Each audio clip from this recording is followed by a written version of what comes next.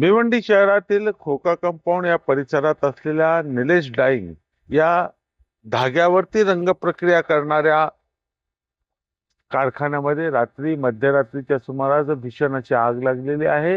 एकूण 3 मजली अशी ही इमारत आहे आणि या इमारतीमध्ये जी आग लागली ती आगीचं कारण अजून स्पष्ट नाही, परंतु प्राथमिक अंदाज जो शॉर्ट सर्किट झाला ते दिलं जात आहे आणि त्या माध्यमातून या लागलेल्या आगीमध्ये संपूर्ण जी आहे 3ही मजली इमारती जळून खाक झालेली आहे।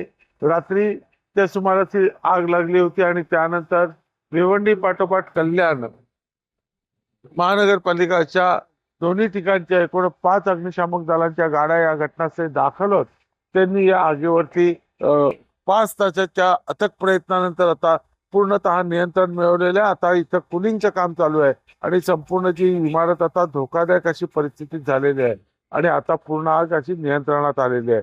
भिवंडी संजय भोईर, TV9 मराठी।